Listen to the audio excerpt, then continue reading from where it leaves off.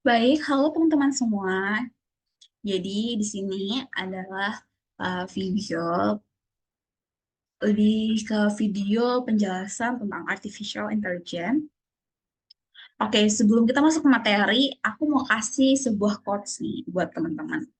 Dalam arti tertentu, kecerdasan buatan itu akan menjadi alat utama karena membantu kita mewujudkan semua alat yang memungkinkan.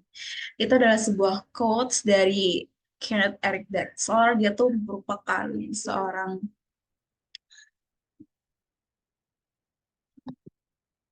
Oke, hai, ini aku. Jadi sebelum perkenalkan diri, nama aku Putu Dewi Andiani dengan NPM 215661033. Aku adalah mahasiswa semester 4 jurusan Teknik Elektro Prodi Teknik Informatika Universitas Lampung. Poin-poin yang akan kita bahas kali ini itu ada pengertian AI, ada konsep ruang keadaan, dan ada sebuah contoh, salah satu contoh dari spectrum calculation. Di sini nanti saya akan menjelaskan tentang yang get and saja. Oke, yang pertama, pengertian AI. Pengertian AI atau artificial intelligence ini adalah simulasi kecerdasan manusia yang diterapkan ke dalam sistem komputer atau perangkat mesin lain sehingga mesin tersebut memiliki cara berpikir seperti manusia. Nah, tujuannya ini apa sih? Dia tuh untuk membuat teknologi yang mampu meniru aktivitas kognitif manusia. Nah, kecerdasan buatan ini itu adalah kecerdasan yang ditambahkan dan dibuat khusus di dalam sistem komputer. Kecerdasan buatan ini itu tuh belajar dari data yang diinputkan untuk diproses atau dianalis. Nah, kecerdasan buatan menggunakan algoritma dan data untuk meningkatkan kinerjanya dan membuat sebuah pola dari data yang telah diberikan. Jadi teman-teman, kecerdasan buatan ini mampu memproses informasi dengan cepat dan presisi. Dia sesuai dengan kapasitas pemrosesannya yang jauh lebih tinggi daripada si kecerdasan alami. Namun, kecerdasan buatan itu tidak memiliki adaptasi lingkungan dan memerlukan pemrograman. Jadi, AI juga tidak memiliki emosi, kreativitas, dan mereka ini memerlukan perhatian khusus terkait etika dan keamanan. Dan hanya bisa ditingkatkan melalui pemrograman dan pengembangan teknologi.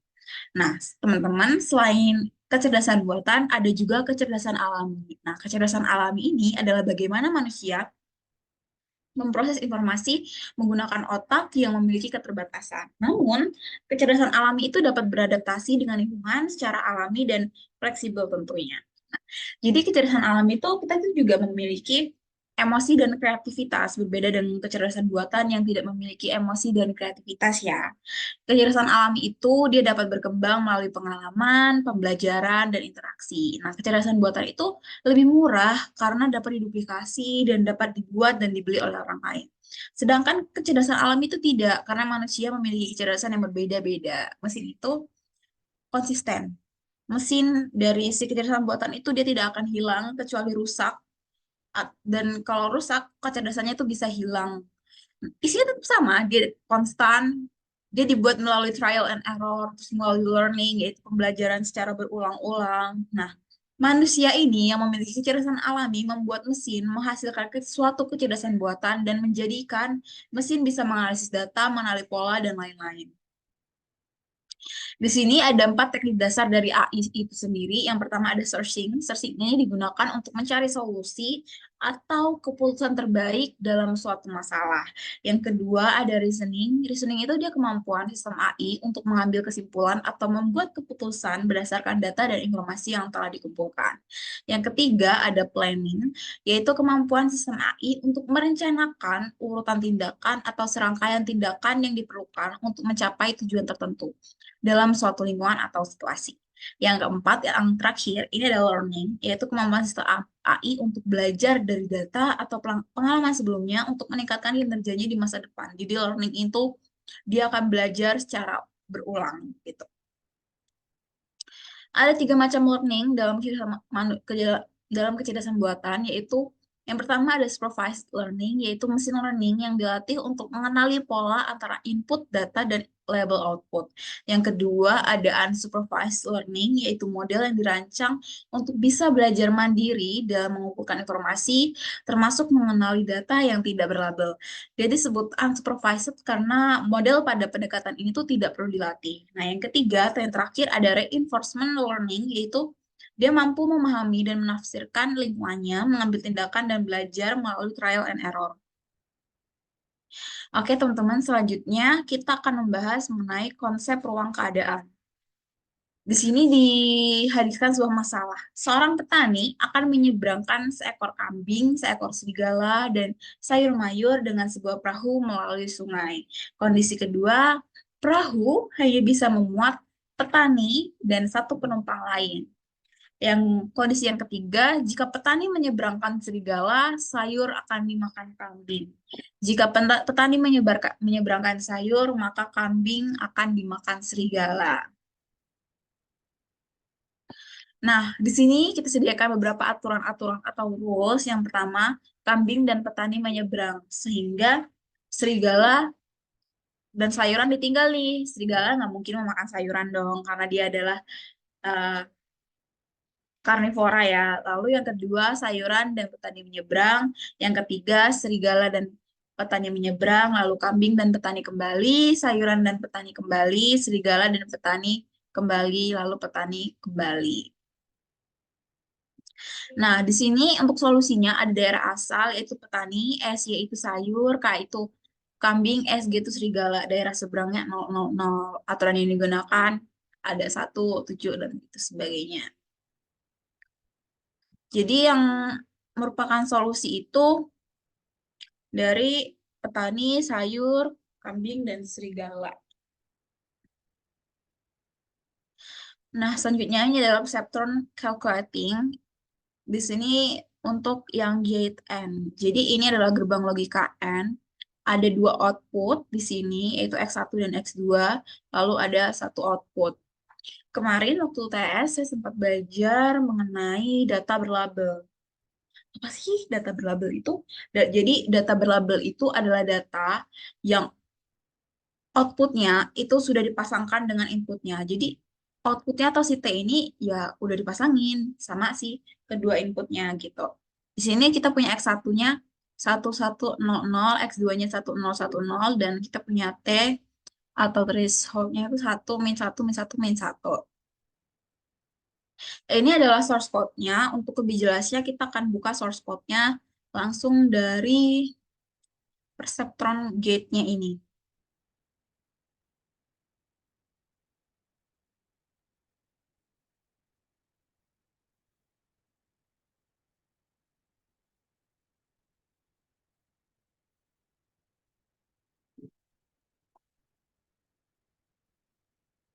Oke, jadi saya akan jelaskan source code-nya terlebih dahulu ya. Di atas ini kita punya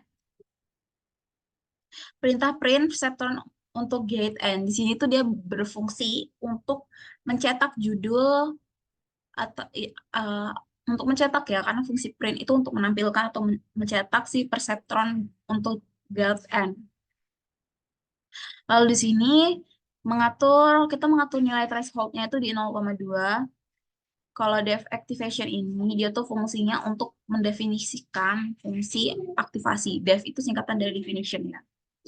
Di sini kita pakai if else. Di sini tuh nih, if jika outputnya itu dia bernilai lebih besar dari threshold, maka dia akan return 1. Kalau outputnya berada di antara min 1 dan threshold, maka dia akan return 0. Dan kalau jika outputnya kurang dari negative threshold, itu dia akan return min 1.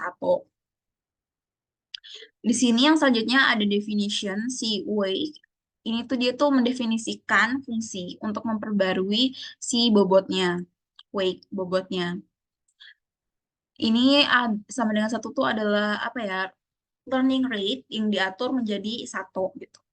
W1 dan W2 ini wake 1 and wake 2 adalah perhitungan bobot baru untuk wake 1 dan untuk W2-nya. Lalu return ini mengembalikan nilai bobot baru.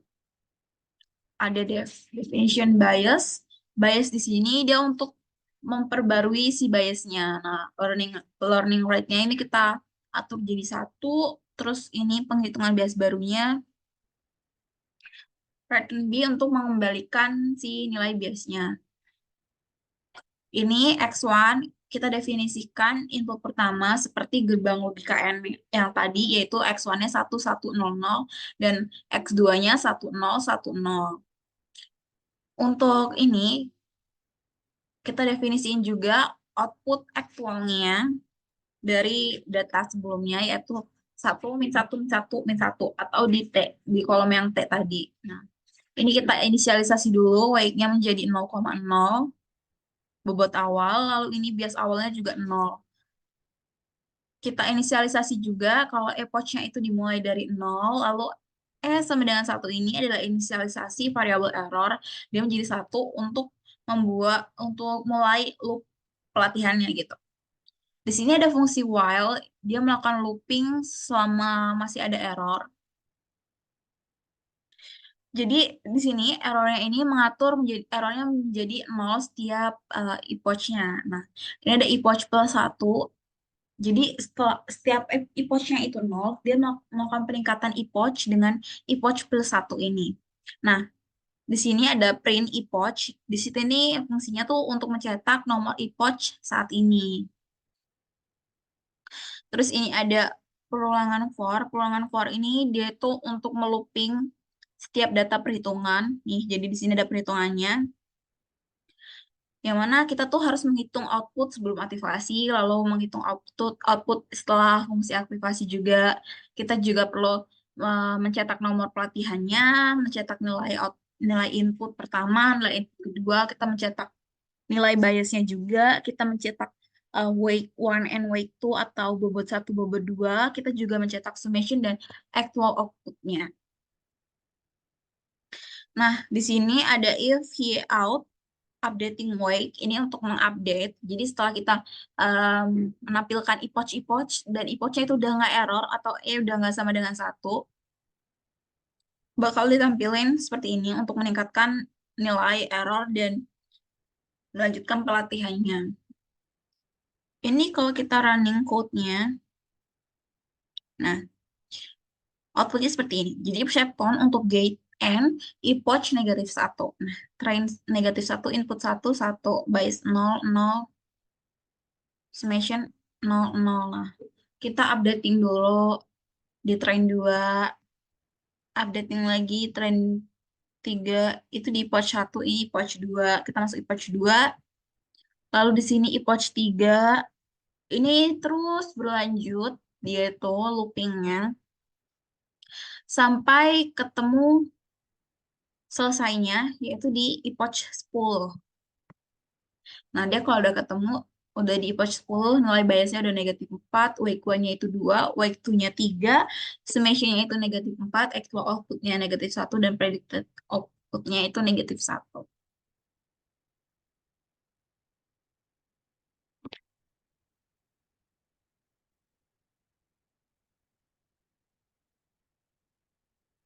Sorry. Baik, sekian presentasi dari saya mengenai teknik dasar AI, konsep ruang keadaan, dan sedikit penjelasan tentang epoch untuk gate N. Saya mohon maaf apabila ada kesalahan dalam penyampaian saya yang mungkin bisa diperbaiki ke depannya. Untuk kritik dan saran saya sangat-sangat terbuka karena di sini saya juga masih belajar. Terima kasih sudah mendengarkan.